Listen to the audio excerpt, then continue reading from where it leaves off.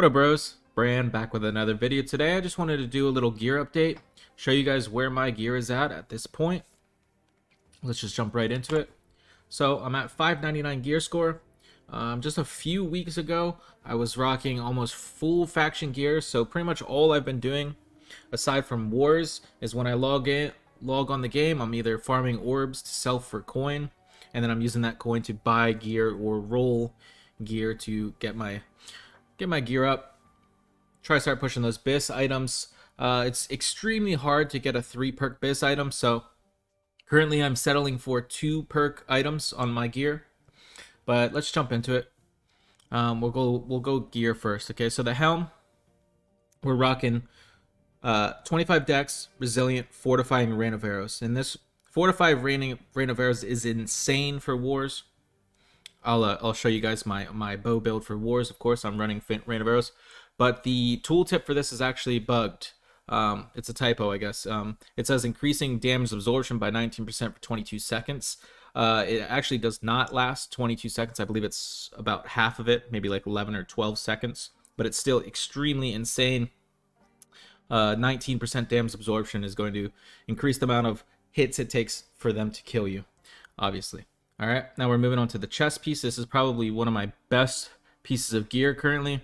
It is a medium chest, of course, dex, refreshing, evasion, physical aversion, which I've been told is actually bugged and not currently working, but obviously when it does start working, physical aversion is extremely powerful for bow players. Reason being is the majority of the times that you die, it is going to be from ranged attacks. Melee aren't really much of a problem for bow rapier players. So we want to stack up resistances against physical damage, range damage, whether it's physical or elemental, it doesn't matter. And then Sundering Riposte is just an insane perk for the rapier, something you 100% want if you're running rapier. So great piece here. My gloves are going to be dex, refreshing, evasion, resilient. I like when it comes to refreshing and refreshing evasion, honestly, it's probably personal preference. I think that in theory, if we're talking full BIS, if you have all 8 of your armor pieces, meaning your helm, chest, gloves, legs, boots, and all your jewelry, all with refreshing evasion, you're sitting at about 8% CDR reduction every time you roll as a bow player.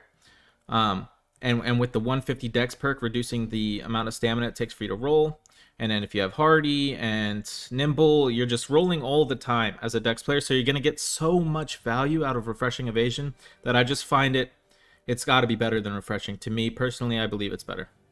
So I go for the refreshing evasion. And then let's move on to the boots. We got dex, resilient, and then we got a weapon perk. We got a refreshing penetrating shot. This is an amazing perk for wars. You're going to get a lot of frags with the penetrating shot, and that's just going to be 14% CDR knocked off your penetrating shot. Just solid perk. Boots, we're rocking dex, resilient, and then enfeebling poison shot. Just a nice little addition to your poison shot. Again, for wars, it's extremely powerful. You could save your teammates with this potentially. It is going to impact the war. Let's move on to the jewelry. We have a nice amulet here. We got dex, Purify, which is insane in this meta because it removes scream. Void gauntlets, putrefying scream. It removes it. So that is the scariest ability in the game to us as bow players currently. If we don't have riposte up and we get hit by a scream, we're probably dead. So Purify will potentially save us there. And then fortified. Fortified is actually very nice when you have the fortifying rain of arrows perk. It's a nice little combo there. You're gonna increase the duration by a few seconds. It's definitely nice. It's not BIS. It's not insane. You're not going out of your way to look for it, but it does something, right? It's not a dead perk when you have fortifying rain of arrows. Okay, and then health is like the insane like must-have amulet perk. So gotta have the health. And then for ring, we got. This is probably my best piece of gear, period. Paid a lot of coin for this. 25 dex, refreshing evasion, Hearty, and keen awareness. Now, when I was first thinking of Hearty as a dex player, I first thought, it's not going to do anything, right? I don't gain an additional roll because of it. But when I thought about it more, and I compared it to the alternatives, what are the alternatives? We have leeching, which is decent. Not insane. It's not... It could save you in certain scenarios, so it's definitely worth a debate. But the bloodletting and things like that aren't really doing much. It's going to add maybe 1 tick to your Rain of Arrows bleed, right? Or 1 tick to your Keenly Jagged. Not worth it, in my opinion. So, Hearty, what does it do? Okay, so we're at 110 stam here, guys. So basically, it's just going to get us to a 3rd roll faster. So when we double roll with 110 stam, we're boom, boom, we're at 30 stam instead of 20 stam without Hearty. So it's just going to get us to 41 stam faster so we can roll again without exhausting ourselves, right? That, in my mind, is just... It's just good, right? It's just good. It could save you in a lot of scenarios. That could save you. You know, you got a lot of melee on you. You got to kite. You got to roll more often. And because you're getting to a 3rd roll more often, you're also proccing your refreshing evasion faster. So in my mind, Hearty is insane. I like it. You could go without it. You could go leeching. Personal preference there as well. And then of course, Keen Awareness, the must-have perk for Ring. And then Earring, we're rocking 24 dex, refreshing evasion, and nimble. The must-have here is nimble. I would probably prefer it to be nimble, refreshing toast for a 2 perk item. And then my 600 gear score BIS would be all 3 of those: refreshing toast, nimble, refreshing evasion. I definitely noticed the difference when I don't have refreshing toast. I had it for the majority of the time. For the majority of the time I've been 60, I had refreshing toast with the ill-gotten gain. Yeah, it's tough. This is probably one of my worst pieces now that I've upgraded everything else. I need to get refreshing toast. Probably would drop refreshing evasion, pick up a refreshing evasion nimble piece. But nimble, guys, is insane for Dex. Nimble is insane. Must have for Dex, guys. All right, let's jump over to the Rapier. This is one of my most recent pieces I got. I was rocking the I think it was 588 gear score Garden of Genesis Rapier for a long time. The one with refreshing move, refreshing on it. And I fell in love with refreshing moves so much that I never really thought of replacing my Rapier. But I recently rolled a bunch of Rapiers, and this was the best I got. I was rolling them with Plague Strikes, because the idea is, as a bow player, I have a hard time soloing life staff players, so I want some sort of disease to apply.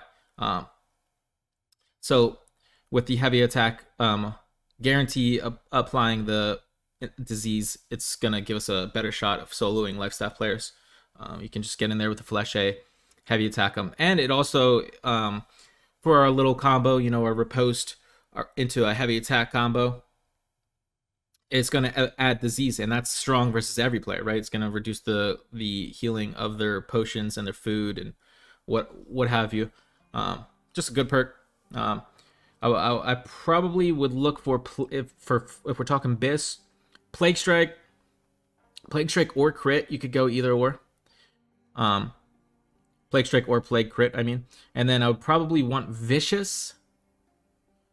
I would take a few things: Vicious, Rogue, Enchanted, Keen. Honestly, the Rapier is like, it's hard. I'm not sure exactly what I think is BIS yet, but I just wanted Plague Strike on here so I could apply a disease, because I'm using bow to kill people 95% of the time, and the Rapier is kind of like my secondary support tool. And then over to the bow, we just still have that creeping recurve. I've run Lazarus who knows how many times at this point. I still have not gotten the Lazarus bow to drop at 600. Actually, the day before this recording, I ran Lazarus, and the Lazarus bow dropped at a 599. Was kind of depressing, not gonna lie. But until then, we're rocking creeping recurve. There was a bow on the trading post the other day that I just barely missed out on. I was sleeping and it got sold. It was a Keen Enchanted Plagued Crits bow, which would have been absolutely insane for PvP. Now let's go ahead and jump over to the builds, guys. For the attributes for War, I am running completely everything into Dex. I pop a Dex food on top of this, so I'd be at 494. dex, and then when I get a 600 gear score earring, obviously that'd be 495 dex. For PvP, I'm rocking 300 dex and the rest in the con.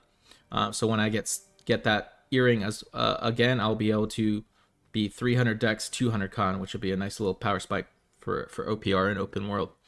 And then for the bow, here's my war build. There are definitely some things you can move around here. You can move direct hit into battle precision or dodge and weave. You could drop unbreakable focus and put it into Hawkeye or arrow range if you're an arrow range player. But this is what I run for war 100% of the time. And then for Rapier, this is still never changed. I've always run this build for the Rapier. There's not much debate here in my mind for something to switch around. This just seems like the best build you could do for the Rapier. Alright guys, thank you so much for watching. I hope you enjoyed. I'll probably make an update once I'm getting towards those completely BIS items. I'll make another build gear guide update. Peace guys, have a great day.